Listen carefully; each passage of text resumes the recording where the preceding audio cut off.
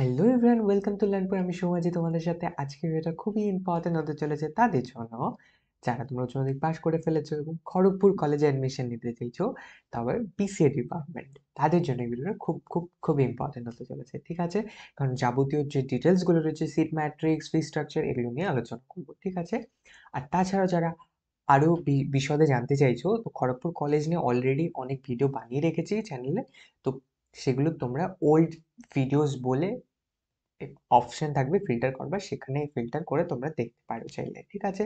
আর এটা এই বছরের জন্য আমি বানাচ্ছি 2024-এর জন্য আপডেটেড ভার্সন, যেটা সেন্ট্রালাইজড পোর্টাল। আবারও বলছি, সেন্ট্রালাইজড পোর্টালের মাধ্যমে হতে চলেছে এবার। এবার একটু ভিন্নভাবে হতে চলেছে ভর্তি প্রক্রিয়াটা। তো কিভাবে হতে চলেছে এটা নিয়েও কিন্তু একটা ভিডিও বানিয়েছি অলরেডি, সেটাও গিয়ে রিসেন্টলি বানিয়েছি, সেটা চেক আউট করতে পারো গিয়ে চ্যানেলে গিয়ে, চ্যানেলের মধ্যে রয়েছে, ঠিক আছে?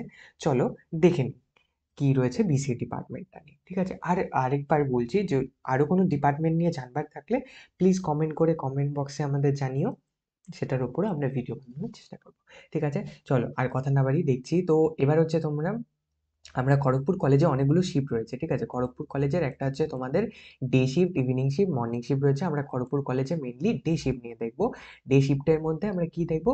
BCA, bachelor of computer application honours নিয়ে দেখবো, ঠিক আছে? এখানে দেখতে পাচ্ছ সিট ম্যাট্রিক্স আমরা দেখি কতগুলো স্টুডেন্ট নিতে পারবে, সেটার উপরে ডিপেন্ড করবে তোমাদের চান্স, মানে সেখানে ভর্তি হওয়ার চান্সেস কতটা রয়েছে। অনেক সিট হলে অনেক স্টুডেন্টদের চান্স পাবে, তাই নয় কি?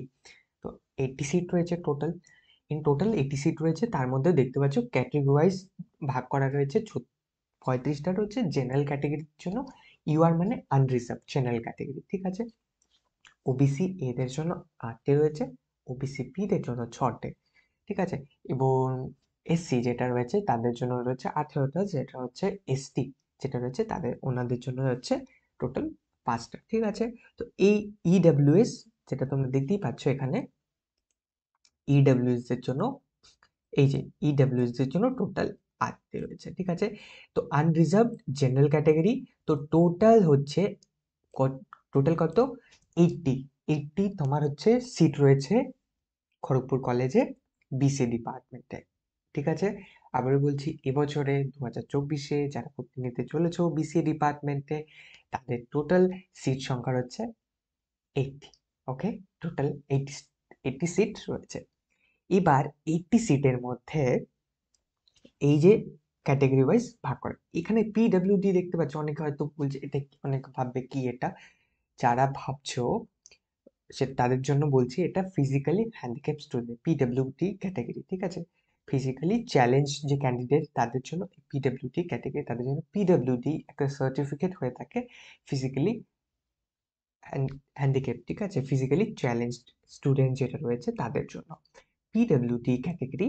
সেই ক্যাটেগরির মধ্যে তারা তো পড়ে, ফিজিক্যালি তারা চ্যালেঞ্জড, এবং তাছাড়াও তারা বিভিন্ন ক্যাটেগরি থেকে বিলং করে, physically challenge plus SC category থেকে। তাহলে তাদের জন্য একটা সিট রয়েছে, তো এরকম কোনো স্টুডেন্ট হলে তাকে কিন্তু সেই সিটটা দেওয়া হবে, ঠিক আছে? এটা তাদের জন্য রিজার্ভ করা, এলেই সে পেয়ে যাবে, সেখানে নাম্বারের কিছু নেই, কারণ রিজার্ভ করা রয়েছে সিটটা। শুধু এলিজিবিলিটি ক্রাইটেরিয়া মিট করলেই তারা পেয়ে যাবে, ঠিক আছে? এটা হয়ে গেল টোটাল 80 সিটের কথা। সিটের কথা বলে ফেললাম। এবার আমরা চলে যাচ্ছি কি ফি স্ট্রাকচার নিয়ে, ঠিক আছে? ফি স্ট্রাকচার নিয়ে, এবার ফি স্ট্রাকচার নিয়ে আমরা এখানে দেখতেই পাচ্ছ টোটাল আমরা খুলে রেখেছি, টোটাল ডিটেলস গুলো খুলে রেখেছি। এবার এখানে দেখতে পাচ্ছ কম্পিউটার অ্যাপ্লিকেশন কি লেখা রয়েছে, fees payable at the time of admission, at the time of admission, ঠিক আছে? অ্যাডমিশনের সময় তোমাদেরকে কত টাকা দিতে হবে সেটা এখানে দেখতে পাচ্ছ। অ্যাডমিশনের সময় তোমাদের 8,085 টাকা তোমাদেরকে দিতে হবে, যখন ফার্স্ট টাইম তোমরা অ্যাডমিশন নেবে কি কলেজে গিয়ে, ঠিক আছে? এবং টোটাল ফিস, ঠিক আছে? টোটাল এই কোর্সটা তোমাদের হতে চলেছে ক বছরের জন্য? 4 বছরের। প্রথমে তো 3 বছরের ছিল, এবার থেকে নতুন এডুকেশন পলিসি অনুসারে 4 বছরের করে দেওয়া হয়েছে ডিগ্রি প্রোগ্রামগুলোকে। তো 4 ইয়ার ডিগ্রি প্রোগ্রাম এবার। তো বিসিএ হয়ে গেছে 4 বছরের। তো বিসিএ 4 বছরের, তো 50,000 টাকা তোমাদের টোটাল দিতে হবে, ঠিক আছে? 4 বছরে 50,000 টাকা তোমাদের দিতে হবে। সেই হিসাবে তোমরা ক্যালকুলেশন করে নিও, ঠিক আছে? আবার ক্যালকুলেশন করে আমি দেখাচ্ছি না, ক্যালকুলেট করে নেবে, ঠিক আছে? আর তোমাদের যখন তুমি অ্যাডমিশন নেবে তখন তোমাকে 8,085 টাকা দিতে হবে উইথ তোমার ফার্স্ট সেমিস্টার। ঠিক আছে, তারপর সেকেন্ড সেমিস্টার আলাদা ফিস রয়েছে। সেটা যেটা সম্ভবত হয়ে থাকে সেটা সাধারণত কমই হয়ে থাকে। ঠিক আছে, এই যে ফিসটা আছে এর থেকে একটু কম হবে, একটু কম, সামান্য হতে পারে, এর তার থেকে কম হবে, এর থেকে বেশি হবে না। ঠিক আছে, আর টোটাল সেটাকে যদি করো তাহলে তোমার দাঁড়াচ্ছে 50,000 টাকা 4 বছরের খরচ হচ্ছে কলেজে ফিসের পেছনে। ঠিক আছে, বাকি খরচ তো রয়েছে। ঠিক আছে, এই গেল তোমার কলেজের ফি স্ট্রাকচার নিয়ে। ঠিক আছে, ফি স্ট্রাকচার নিয়ে আলোচনা করে ফেলেছি। এবার আমরা এলিজিবিলিটি ক্রাইটেরিয়া কি, মানে সেটা তো চাই না যে আমাদের কি কি যোগ্যতা থাকা দরকার, যেটা হলে আমরা অ্যাপ্লাই করতে পারবো। এখানে দেখছো for category, any any category, ঠিক আছে, আনরিজার্ভ হতে পারে, শিডিউল কাস্ট হতে পারে, শিডিউল ট্রাইব হতে পারে, ঠিক আছে, যে কোনো পিডব্লিউডি ইডব্লিউএস ক্যাটেগরি থেকে হতে পারে। যে কোনো হলে পাসিং এ 2024-এ পাস করেছে, মানে এবছর পাস করবে, 2023-এ করেছে, 2022-এ করেছে, তারা কিন্তু অ্যাডমিশন নিতে পারবে। এমন হয়েছে, এমন কোনো স্টুডেন্ট আছে যারা পড়া ছেড়ে দিয়েছে, 2021-এ পাস করেছে, উচ্চ মাধ্যমিক ছেড়ে দিয়েছে অ্যাডমিশন নিয়ে, এখন অ্যাডমিশন নিতে চাইছে বিসিএ তে, তাদের ক্ষেত্রে কিন্তু পসিবল নয়, কারণ এখানে ক্লিয়ারলি মেনশন করে দিয়েছে 2022-এ তোমরা অ্যাডমিশন নিয়েছো, মানে 2022-এ তোমরা পাস করেছো, তার সাথে 2023-এ যারা পাস করেছে তার আর 2024-এ তারাই এখানে আবেদন করার জন্য যোগ্য।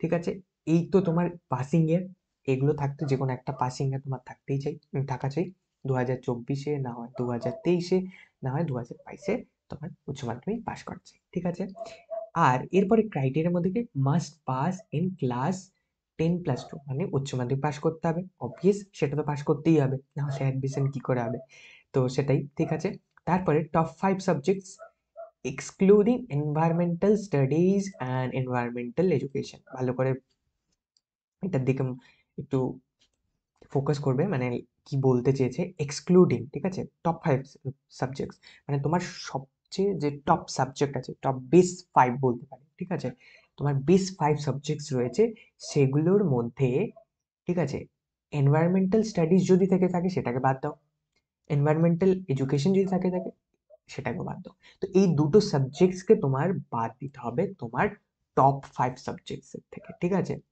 তা এগুলোকে বাদ দিয়ে তোমার যে টপ 5 সাবজেক্টস হবে, দাঁড়াবে, সেই টপ 5 সাবজেক্টস গুলোতে তোমাদের পাস করা যায়। ঠিক আছে, অ্যান্ড ওই টপ 5 সাবজেক্টস গুলো এখানে লিখেছে in class +2 exam and must pass in 5 subjects including minimum 1 language subjects excluding 0 in class 10+2 exam. ঠিক আছে, তো মিনিমাম তোমাদের একটা ল্যাঙ্গুয়েজে তোমাদেরকে পাস করা যায়, সেটা বাংলা হতে পারে, ঠিক আছে, বা তোমার ইংলিশ হতে পারে। তো এগুলো একটা সাবজেক্টে তো পাস করাই চাই, তার সাথে সাথে তোমাদের টপ 5 সাবজেক্টেও কিন্তু তোমাদেরকে পাস করতেই হবে। ঠিক আছে, পাস করলেই হয়ে যাবে। আবার এখানে দেখতেই পাচ্ছ and must pass in mathematics. ঠিক আছে, ম্যাথমেটিক্সে থাকতে লাগবে, সেটাতে পাস করলে হবে, বা কম্পিউটার সায়েন্স থাকতে লাগবে, বা কম্পিউটার অ্যাপ্লিকেশন হবে, বা must pass any subject business mathematics, যে এখানে কি রয়েছে। ঠিক আছে, পুরো বিষয়গুলো তো এখান থেকে তোমরা দেখতেই পাচ্ছ যে এলিজিবিলিটি তোমার ক্রাইটেরিয়া কি রয়েছে, ম্যাট্রিক্স রুল কি রয়েছে, কিভাবে মার্কস ডিস্ট্রিবিউট করা হবে, তোমরা এখান থেকে দেখতেই পাচ্ছ।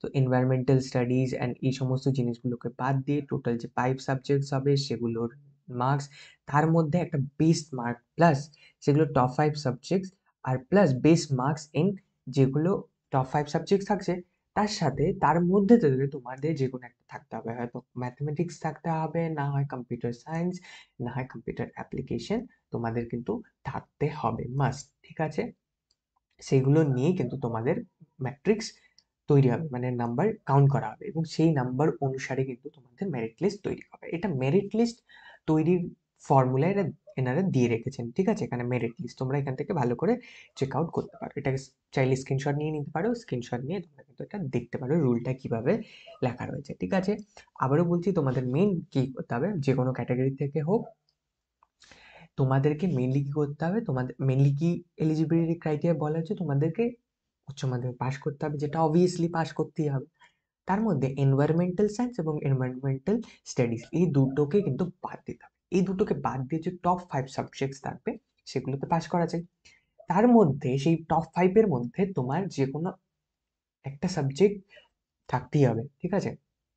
এবং যদি তোমার 3টে সাবজেক্টই থাকে, ম্যাথামেটিক্স, কম্পিউটার সায়েন্স এবং কম্পিউটার অ্যাপ্লিকেশন, ঠিক আছে? এই 3টে সাবজেক্ট থাকে, তার মধ্যে যে বেস্ট সাবজেক্টস তার আলাদা করে টপ 5 এর সাবজেক্ট নেওয়া হলো, ভালো কথা।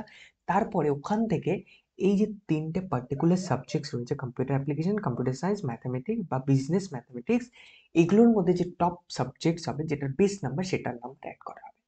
তো তোমার টপ 5-এ পাস করা চাই এবং তার মধ্যে তোমার একটা সাবজেক্ট থাকা চাই, সেটা হয়তো ম্যাথামেটিক্স আছে, না হয় কম্পিউটার সায়েন্স, না হয় কম্পিউটার অ্যাপ্লিকেশন, না হয় বিজনেস ম্যাথামেটিক্স, না হয় আইটি। তো টেকনোলজি রিলেটেড কোনো একটা সাবজেক্ট থাকা চাই, আর না হয় ম্যাথ রিলেটেড একটা সাবজেক্ট থাকা চাই, ঠিক আছে? 5টার মধ্যে। তাহলেই তোমরা কিন্তু এখানে অ্যাপ্লাই করার জন্য যোগ্য, ঠিক আছে? তোমরা তাহলে অ্যাপ্লাই করতে পারবে। এই হচ্ছে এখানে খড়গপুর কলেজে মেনলি ডে শিফটে বিসিএ ডিপার্টমেন্টে অ্যাপ্লাই করার পুরো প্রসেস, আর বলতে পারো পুরো যে ডিটেলসগুলো, ঠিক আছে? এলিজিবিলিটি ক্রাইটেরিয়া, যোগ্যতাটা লেখা রয়েছে। তো এখান থেকে তোমরা ভালো করে এটাকে পজ করে স্ক্রিনশট নিয়ে দেখতে পারো। তো এই ছিল পুরো মেন ভিডিওটা, ঠিক আছে? আর কিভাবে তোমরা আবেদন করবে, কি করবে না করবে, এই সমস্ত রিলেটেড ভিডিও আসতে চলেছে, ঠিক আছে? আর তোমাদের আবারও বলছি, প্রতিবারই আমি প্রত্যেকটা ভিডিওতে বলে যাচ্ছি যে যদি কোনো রকমের প্রশ্ন থাকে, ইনস্টাগ্রাম আর কমেন্ট বক্স আমাদের জন্যই খোলা রয়েছে। তো তোমাদের কোয়ারিজ কমেন্ট বক্সে কমেন্ট করে, তাছাড়া ইনস্টাগ্রামের মাধ্যমে তোমরা মেসেজ করে আমাদেরকে জানাতে পারো। আমরা যত দ্রুত সম্ভব সেটা উত্তর দেওয়ার চেষ্টা করবো, এবং কোনো রিকোয়েস্ট থাকলে কোনো পার্টিকুলার টপিকের ওপর আমরা সেই পার্টিকুলার টপিকের ভিডিও বানানোর চেষ্টা করব।